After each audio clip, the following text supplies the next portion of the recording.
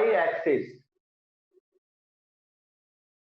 X है, ये Y है, तो इनका लोब एक्स और वाई एक्सिस के लॉन्ग होगा। देखो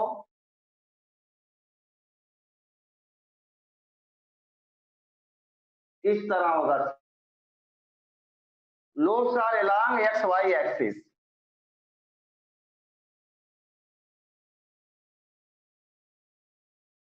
ठीक है, अब बताओ इसमें नोडल प्लेन कितने आएंगे? नोडल प्लेन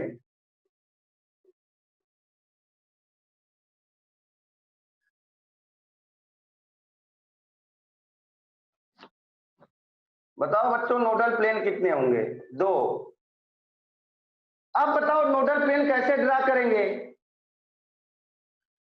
नोडल प्लेन हम लोग इस तरह ड्रा करेंगे, एक प्लेन ऐसे लिया 45 एंगल पर, देखो एक प्लेन ऐसे गया और एक प्लेन देखो ऐसे गया,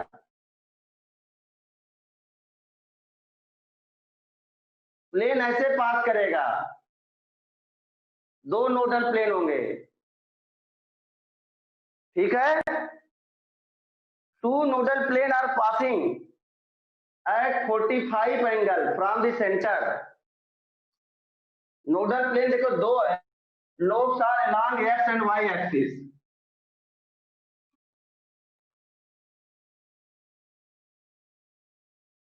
इसमें लोग लिख दो नोडल प्लेन, ये नोडल प्लेन है, इस तरह से प्लेन पास कर सकते हो 2। देखो 2 planes are present which are making angle 45 degree. 2 planes are present which are making two nodal plane, 2 nodal planes are present which are making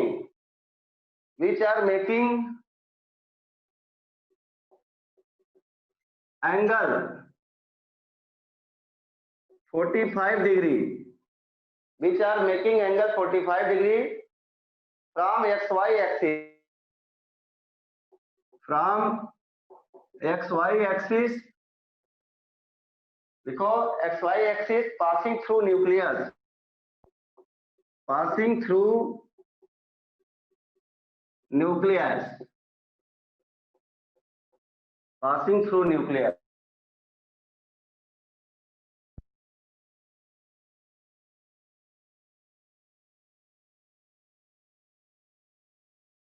अब देखो dz इसको ये लिख लिया था क्या?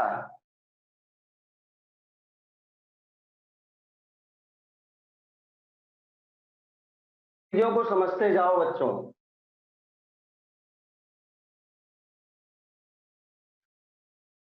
देखो 5वां है dz², ये बहुत इंपॉर्टेंट है, इसमें कोई भी आप फार्मूले वैल्यू नहीं निकाल सकते हो। dz², इसमें क्या होगा? लोब्स आर 2, इसमें 2 ही लोब होते हैं, 2 lobes are along z axis. देखो बच्चों, ये मान लिया हमारा z एक्सिस है, क्या है? z है, तो dz² में 2 लोब होगा, क्या होगा? कितने लोब होंगे बच्चों? 2 लोब होगा।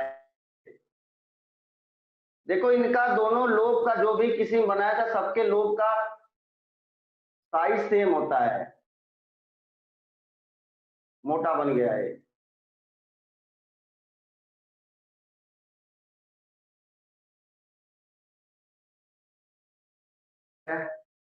देखो बच्चों dz² में 2 lobes are along z axis, तो इसका मतलब dz² में कितने हैं? बताओ dz² में कितने लोब हैं? 2।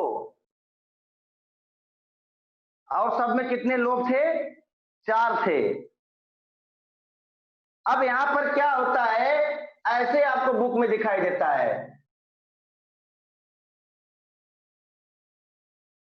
इस तरह ये क्या होता है, जैसे dz स्क्वायर है तो इसके चारों ओर इलेक्ट्रॉन की रिंग है। ये क्या है, ring of electron, ring of electron. तो देखो सेंटर से इलेक्ट्रॉन की रिंग जाती है।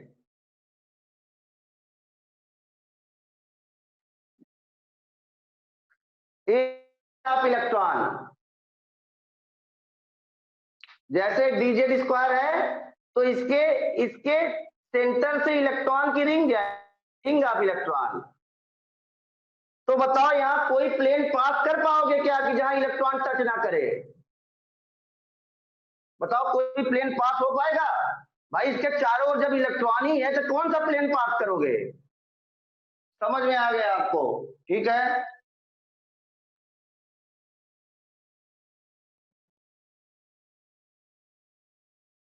तो आप इसके बारे में लिख लो, इसके बारे में, इसका शेप क्या है? क्या है, डबल डंबल शेप है? इसका शेप होता है, डीजे स्क्वायर का शेप होता है, क्या होता है, कोई बच्चा बताएगा? शेप, डीजे स्क्वायर का शेप क्या होता है? Anybody? Very good, baby soother. लिखो बेबी सूथर टाइप।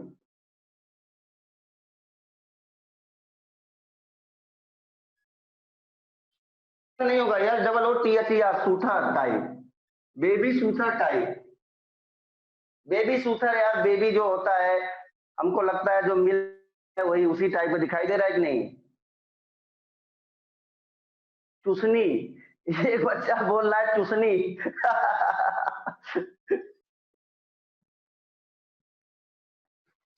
बहुत होशियार बच्चा है।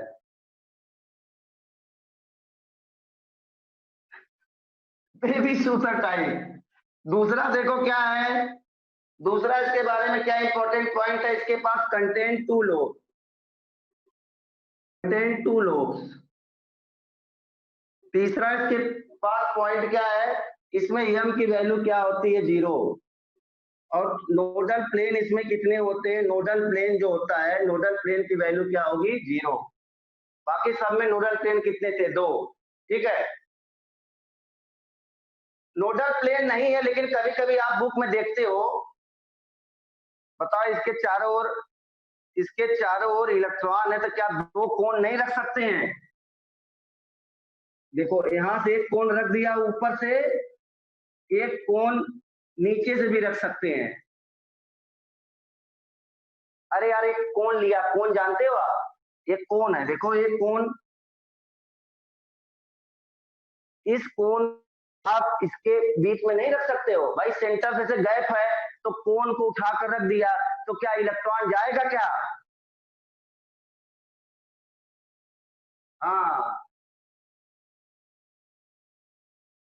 तो नोडल प्लेन नहीं है, नोडल प्लेन बोलेगा नहीं है, but it contain, but it can have two nodal कोण, दो कोण रख सकते हो, but it can have two nodal कोण, कोण।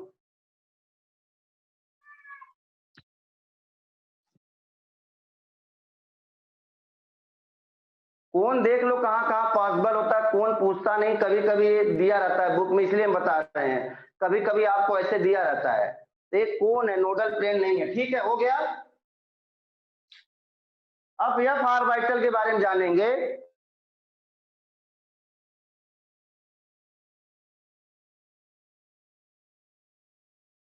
हाँ, कौन पॉसिबल होता है बच्चों,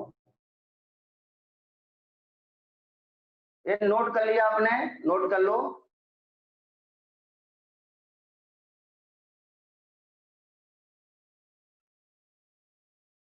ठीक है, नोट करो।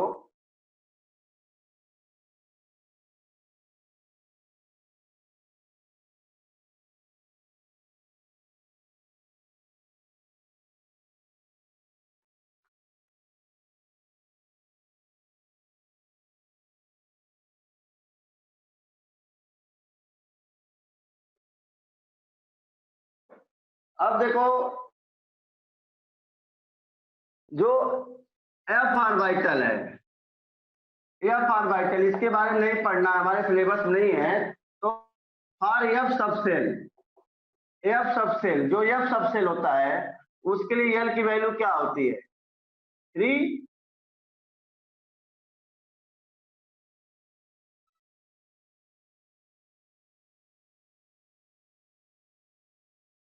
एडिशनल नहीं, इसको पढ़ना है, एडिशनल नहीं पढ़ना है, थोड़ा जानना है।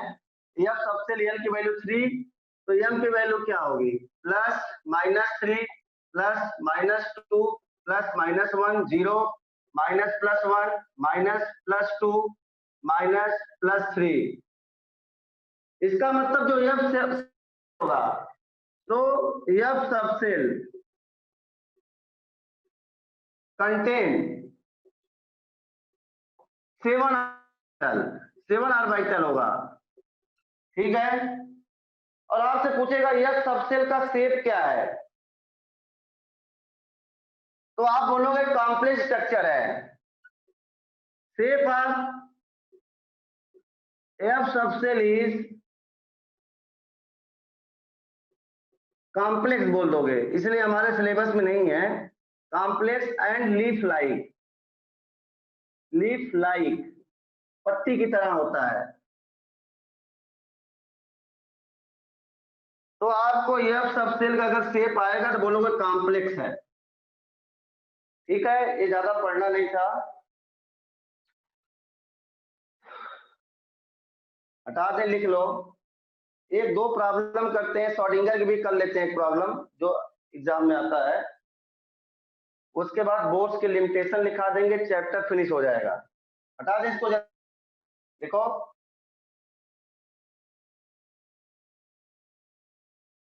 हो गया बच्चों।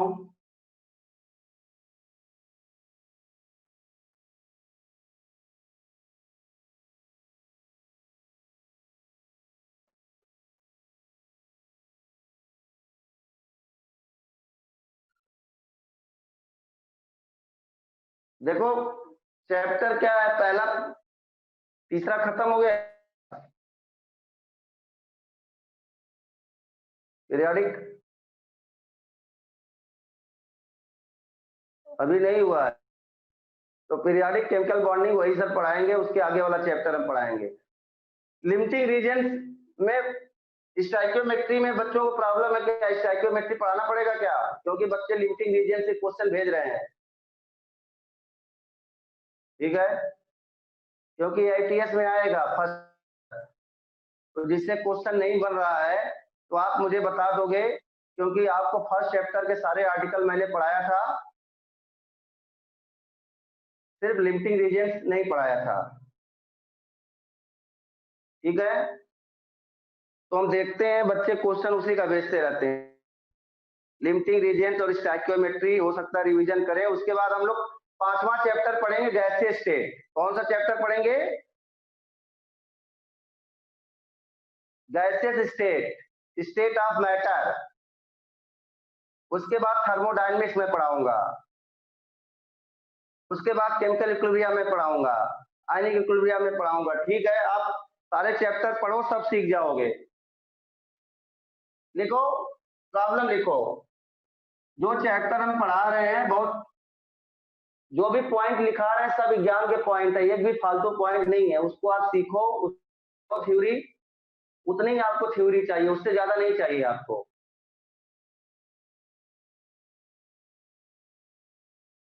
ऐसे पढ़ने की आपको जरूरत नहीं है।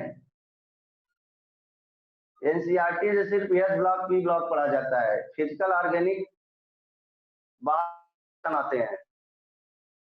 इतना सब चीजें जो पढ़ाया जा रहा है सब एनसीईआरटी में नहीं दिया हुआ है, दिया इतना लिख दिया डी, तो उतना से आपको जो भी आपको यहाँ समझाया जा रहा है आपको, ये सब आपके मॉड्यूल के अंदर क्वेश्चन है, डिफरेंट एग्जाम में पूछा है, एम्स में पूछा है, नीट में पूछा है, तो आपको कोई पढ़ने की जरूरत नहीं, हमको हर एग्जाम के क्वेश्चन याद है। जितने भी टॉपर बच्चे यहाँ से निकले हैं, केमिस्ट्री का एचओडी मैं ही था, ठीक है। तो आप आपको कुछ पढ़ने की जरूरत नहीं है, आप कुछ पढ़ो, क्वेश्चन करो, सारे चीज हम पढ़ाएंगे आपको। कोई बाहर की बुक पढ़ना नहीं, सिर्फ मॉड्यूल की क्वेश्चन लगाओ, पूछो, ठीक है। लिखो क्वेश्चन, व्हाट इज द, ये देखो क्वेश्चन आया हुआ एग्जाम में इसमें, what is the Sai 420, what is the Sai 420। पहला आंसर दिया है dxy 4dxy। दूसरा है, एक एग्जाम में आया है 3pz। थर्ड है 4pz। फोर्थ है 4dz²। बताओ साई 4 में कौन सा है?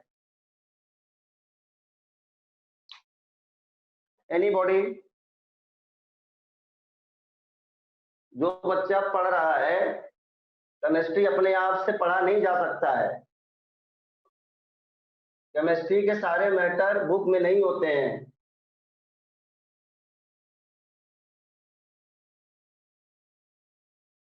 Very good.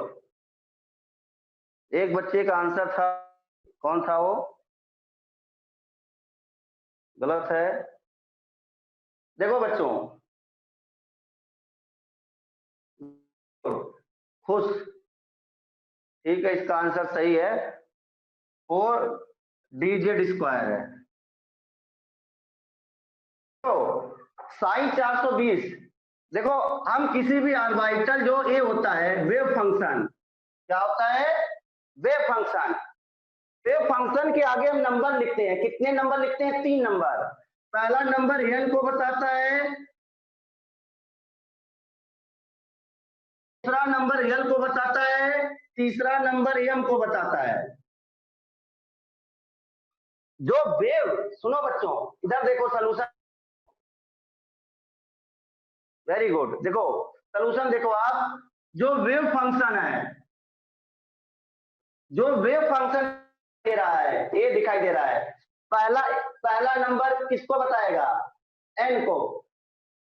दूसरा नंबर किसको बताएगा? एल को। तीसरा नंबर किसको बताएगा? एम को। तो देखो साई 420 फ्रॉम साई 420, यहां नहीं देते हैं साई 420, इसका मतलब इसका एन कितना है? 4। और बताओ इसका यल की वैल्यू कितना है? 2। और एम की वैल्यू कितना है? 0। साई के आगे पहला एन, एल, एम, तो बताओ एन की वैल्यू कितना है बच्चों? एन की वैल्यू कितना है? 4। और एल की वैल्यू कितना है? 2। और एम की वैल्यू कितना है? 0। तो बताओ अगर एल की वैल्यू 2 है तो कौन सा ऑर्बिटल होगा? कौन सा सबसेल होगा? ये तो प्रिंसिपल क्वांटम नंबर है। और बताओ डी में किसके लिए एम की वैल्यू 0 होती है? मैंने बोला था डी में dz² के लिए एम की वैल्यू 0 होती है, तो इसका मतलब वो क्या हो गया? 4dz²। क्या हो गया? 4dz²। श्रोडिंगर के क्वेश्चन कर लेते हैं, एक श्रोडिंगर के लिखो, समझ गया? Very good. तो किसी भी वेव फंक्शन को ऐसे हम लोग लिखते हैं, एन एल एम, तो आप नंबर से जान जाओगे कौन सा नंबर क्या है, ठीक है। तो एग्जाम में क्वेश्चन आते हैं, ये एग्जाम का ही था क्वेश्चन, दूसरा एग्जाम का लिखते हैं, हटा दें।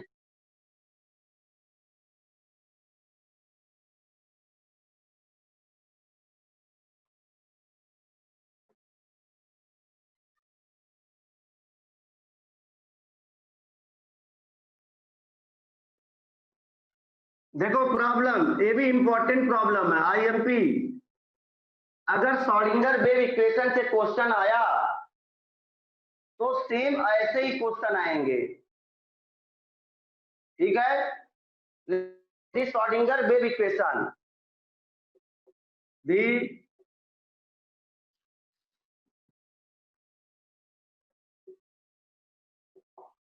Schrodinger wave equation the Schrodinger wave equation लिखो फॉर हाइड्रोजन एटम इज देखो इक्वेशन दिया है sin 2s is equal to 1/4√2 pi 1/4√2 pi, ठीक है, 1/a0 पावर 3/2। ऐसे आपको देखने में बड़ा है क्वेश्चन, इसका सलूशन बहुत छोटा आएगा, 2 - r/r0। आज क्वेश्चन भी पूछेगा पीएमटी के, e पावर -r/2a0 दिखाई दे रहा है आपको 2a0।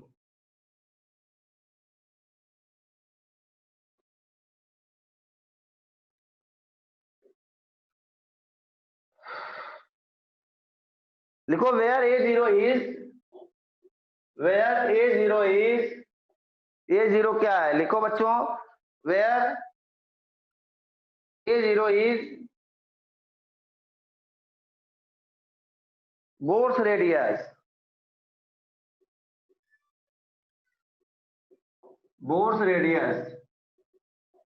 where a0 is Bohr's radius।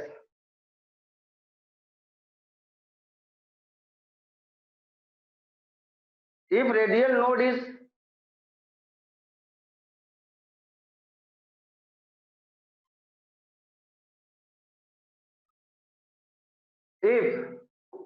if radial node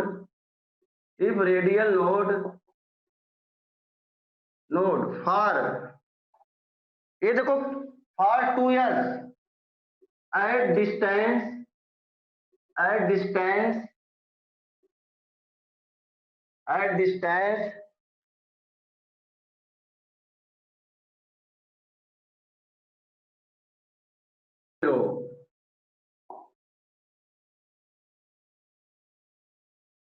then find the r0 in the term of a0, then find r0 in term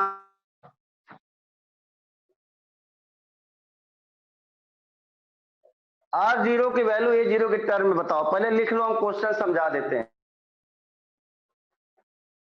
ये क्वेश्चन आपको देखने में बड़ा लग रहा है, अगर श्रोडिंगर इक्वेशन का क्वेश्चन आया तो सिर्फ यही प्रॉब्लम आएगा इसी टाइप के, और इसको आप जो है 1 मिनट के अंदर या 1 सेकंड के अंदर लगा दोगे, सबसे इजी प्रॉब्लम होगा ये।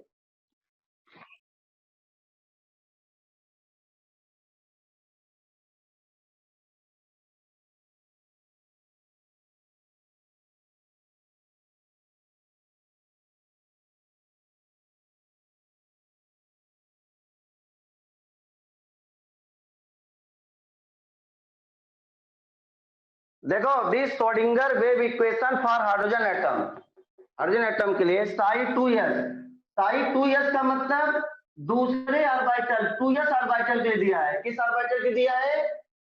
Psi 2s का मतलब दूसरे s के लिए दिया है।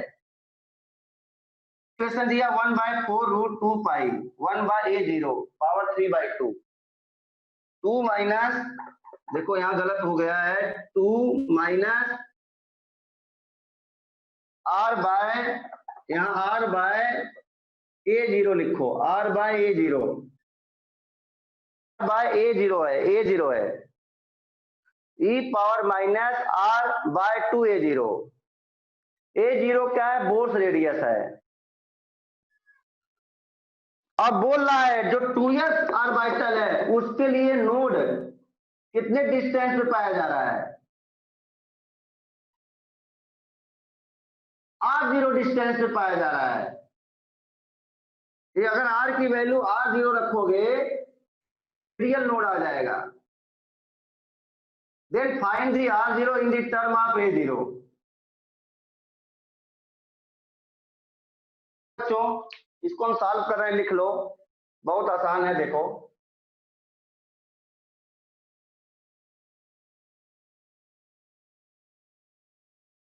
हाँ, साइन स्क्वायर की वैल्यू, साइन की वैल्यू नहीं, जहां नोट पाया जाता है वहां साइन स्क्वायर की वैल्यू, जहां रेडियल नोट पाया जाएगा वहां साइन स्क्वायर की वैल्यू क्या होगी? 0, चाहे कोई भी नोट पाया जाएगा। तो देखो क्वेश्चन बहुत आसान है, किसका आंसर आ गया? बहुत बच्चे लगा भी लिए होंगे। धीरे धीरे आपका दिमाग धीरे धीरे खुल गया है।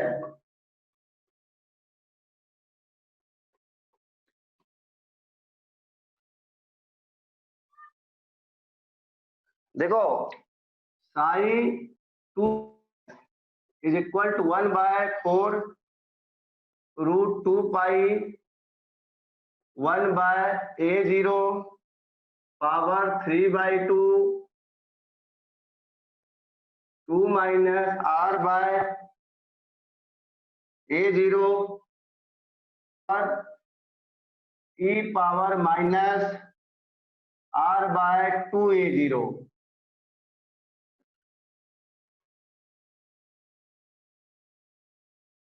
देखो रिपीट, सुनो, रिपीट नहीं करना, सॉल्यूशन देखो, क्वेश्चन नोट कर लेना। देखो ये आपको, देखो रिपीट यही करना है, समझो सॉल्यूशन से। ये आपको इक्वेशन दिया था,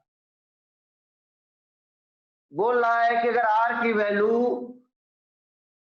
r 0 होती है, देन क्या आएगा? रेडियल नोड आएगा। तो बताओ अगर r की वैल्यू r 0 इसमें रखोगे तो क्या होगा? जहां रेडियल नोड पाया जाता है वहां पर साइन की वैल्यू क्या हो जाती है? 0। साइन स्क्वायर की वैल्यू क्या हो जाएगी? 0। टू r0 में रेडियल नोड पाया जा रहा है, जहां रेडियल नोड पाया जाएगा वहां पर साइन स्क्वायर की वैल्यू क्या हो जाएगी? 0। पुट करके देखो, इसका मतलब इस इक्वेशन का स्क्वायर करना पड़ेगा।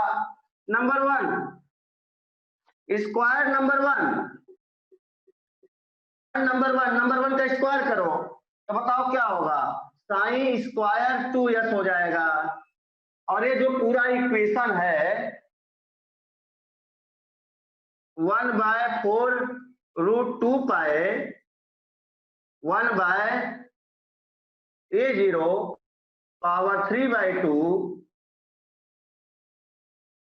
2 minus r/a0 whole power minus r/2a0। इसका स्क्वायर हो जाएगा कि नहीं? स्क्वायर कर दो, इक्वेशन नंबर 1 का स्क्वायर करो। स्क्वायर कर दिया। अब लिखो r इक्वल टू, अगर r 0 होगा, r इक्वल टू क्या होगा? r 0 दे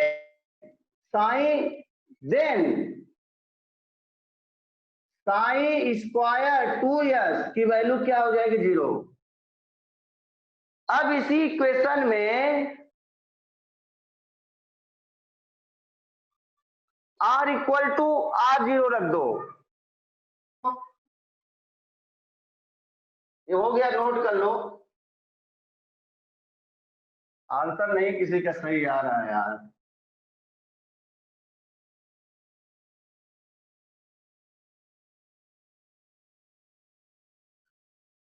देखो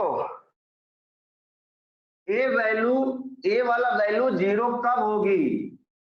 जब हम r के जगह में r0 रखेंगे तो 1/4 √2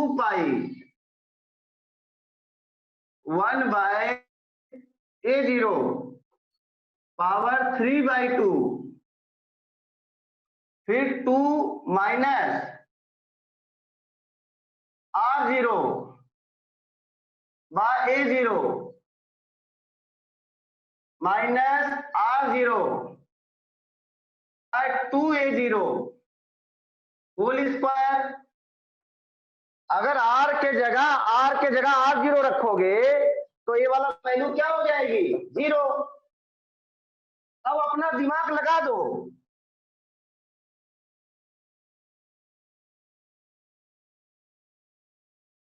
ई पावर है,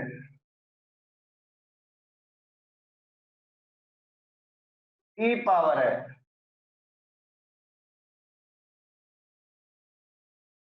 देखो बच्चों, अब हमको किसके किसके बीच में रिलेशन लाना है? हमको r0 और a0 के बीच में रिलेशन लाना है। तो बताओ ए भी मल्टीप्लीकेशन है, ए भी मल्टीप्लीकेशन है, ए भी मल्टीप्लीकेशन है। अगर हम किसी 0 रख दिया तब भी ये पूरा 0 हो जाएगा कि नहीं? चाहे इसकी वैल्यू 0 रख दो, चाहे इसकी वैल्यू 0 रख दो, ये बोल रहा है कि पूरे की वैल्यू 0 है। तो पूरे की वैल्यू 0 होने के लिए चाहे ए 0 हो जाए, चाहे ए 0, और ये 0 तो होगा नहीं। अरे क्या बोल रहा है कि इनका मल्टीप्लीकेशन 0 है, तो किस 0 कर दो। तो बताओ किसको 0 करने से हमारी वैल्यू आ जाएगी? इसको 0 करने से रिलेशन आएगा, किसको 0 करने से रिलेशन आएगा?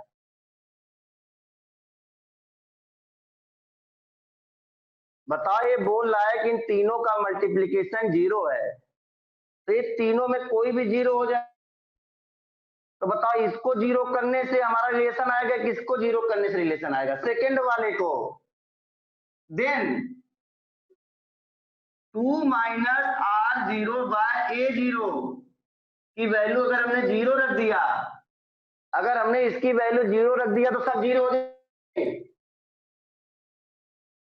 देन बताओ, तो सॉल्व करोगे, देन r0 तो क्या हो जाएगा? 2a0। यही हमारा आंसर है।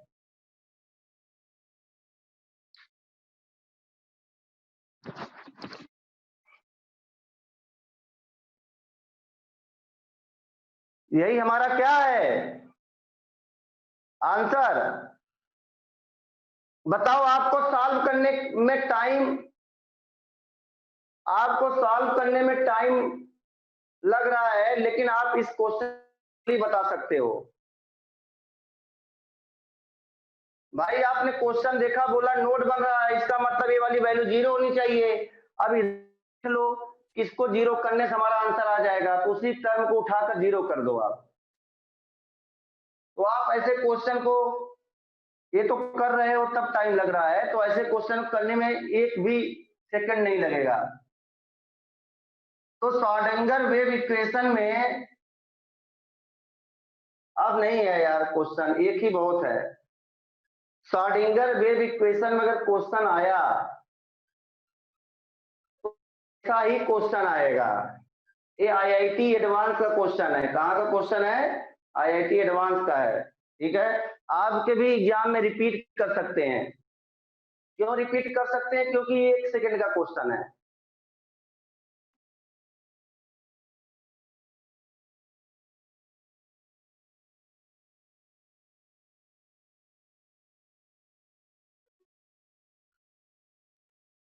अब देखो हम बोर्ड, अरे यार बोर्ड मैं आप लोगों को दे दूंगा टाइम, ठीक है। खाली बोर्ड मॉडल के डिफेक्ट लिख लेते हैं हम लोग। ओके,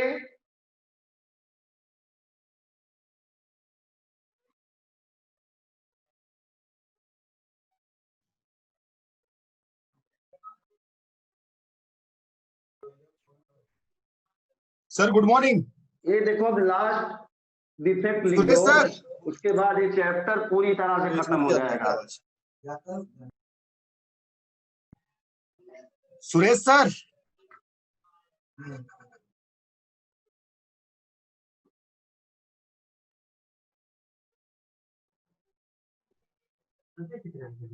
लिखो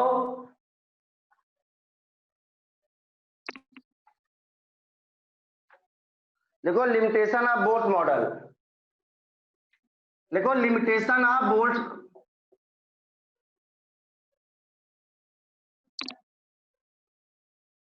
लिखो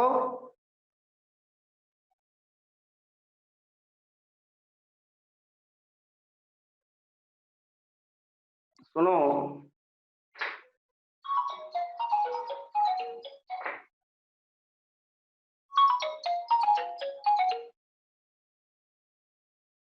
हेलो, गुड मॉर्निंग सर।